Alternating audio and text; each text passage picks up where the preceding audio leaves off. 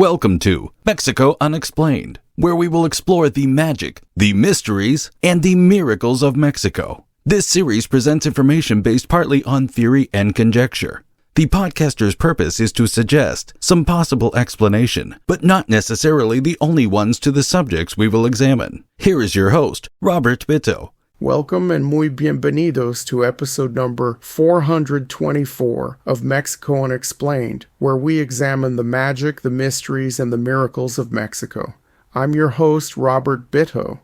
In the rugged, isolated hills of southern Tamaulipas, Mexico, where the eastern Sierra Madre Mountains cast long shadows over small villages, a dark chapter unfolded in the early 1960s. The tiny community of Yerba Buena, a place of fewer than 50 souls, became the stage for one of Mexico's most gruesome and bizarre true crime stories. At the center of this nightmare was Magdalena Solís, a young woman who transformed from a marginalized sex worker into a self-proclaimed goddess, leading a cult that descended into ritualistic murder and blood drinking. Known as the High Priestess of Blood, Solis' story is a haunting blend of desperation, manipulation, and the seductive power of belief, revealing the vulnerabilities of an impoverished community and the dangers of unchecked charisma.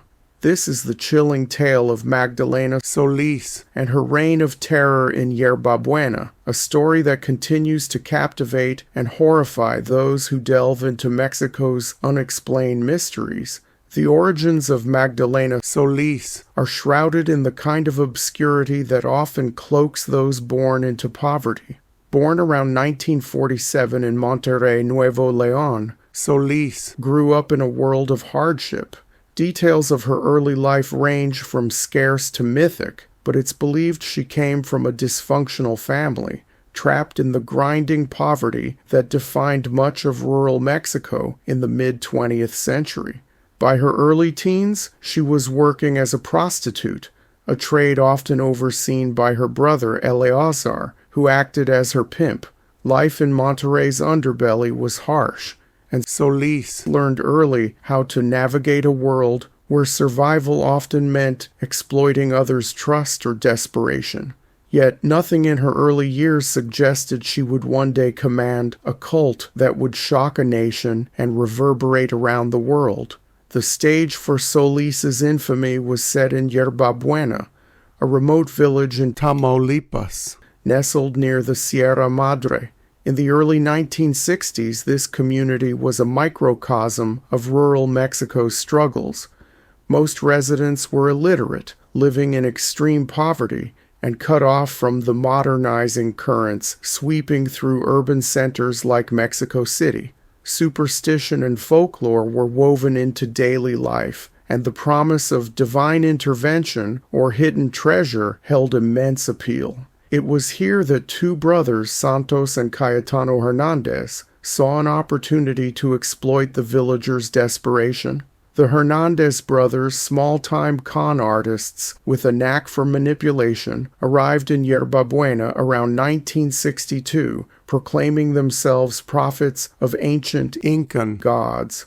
Never mind that the Incas were a South American civilization with no historical ties to Mexico.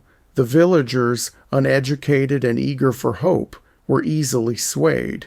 The Hernandez brothers' scam was audacious. They claimed that the Incan gods, exiled but powerful, would soon return to bestow wealth and prosperity on their followers. In exchange, they demanded tributes, money, goods, and sexual favors from men and women alike. The brothers organized rituals in the nearby caves, using sleight-of-hand tricks and narcotics, like marijuana, to dazzle their followers.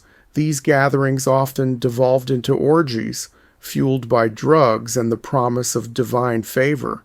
For a time, the scam worked, with the villagers offering what little they had in hopes of uncovering the fabled treasures hidden in the mountains. But as months passed and no riches materialized, skepticism began to creep in. The brothers, sensing their grip on the village slipping, needed a new spectacle to maintain control. Enter Magdalena Solís. In late 1962 or early 1963, the Hernandez brothers traveled to Monterrey, seeking a charismatic figure to bolster their faltering scheme. They found Magdalena and Eleazar Solis, a brother and sister team, willing to join their operation. The plan was simple. Magdalena would pose as the reincarnation of an Incan goddess, a divine figure to reinvigorate the villagers' faith. The brothers orchestrated a dramatic reveal in Yerba Buena's caves, using a smoke screen to unveil Magdalena as the goddess Coatlicue, a figure they mistakenly tied to Incan mythology, but who was, in fact, an old Aztec deity associated with creation and destruction. The villagers, awestruck by the theatrics, accepted Magdalena as divine. For a young woman who had known only exploitation and poverty throughout her miserable life, this moment of adoration must have been intoxicating.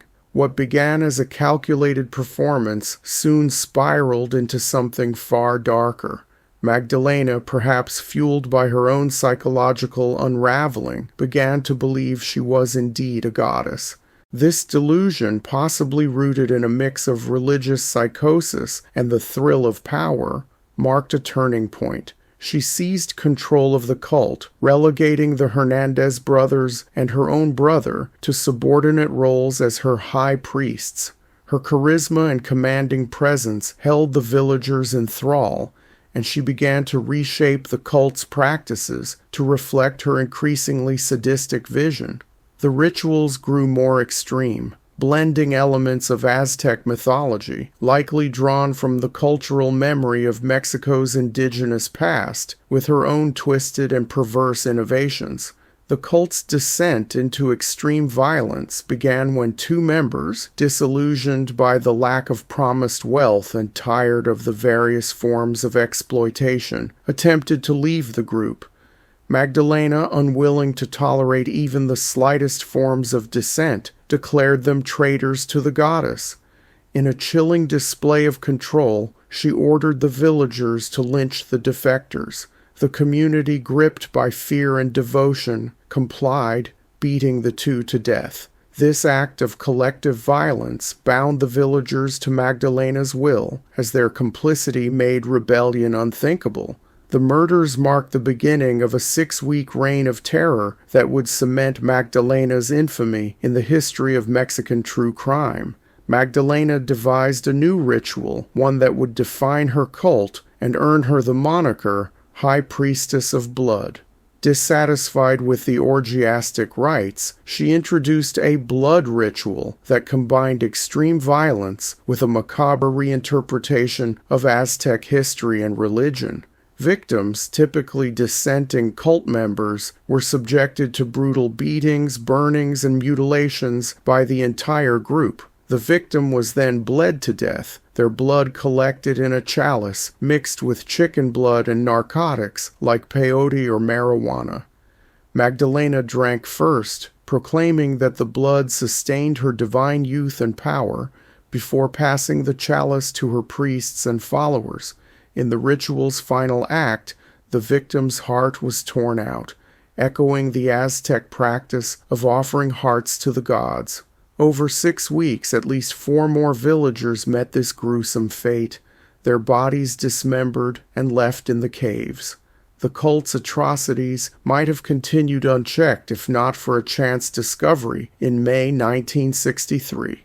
A 14-year-old boy named Sebastián Guerrero, drawn by flickering lights and strange sounds from a cave near Yerba Buena, stumbled upon one of Magdalena's rituals. Horrified by the sight of blood and sacrifice, he fled over 50 miles to the nearest police station in Villagran. His tale of vampires drinking blood seemed fantastical, and the police initially dismissed him as a mere child making up stories. However, one investigator, Luis Martinez, agreed to accompany Guerrero back to Yerba Buena to investigate. Neither returned. Martinez's disappearance, along with Guerrero's, raised alarms, prompting a joint operation between the police and the Mexican army. On May 31, 1963, authorities raided Yerba Buena, sparking a violent confrontation. Many cult members, armed and barricaded in the caves, were killed in lengthy shootouts.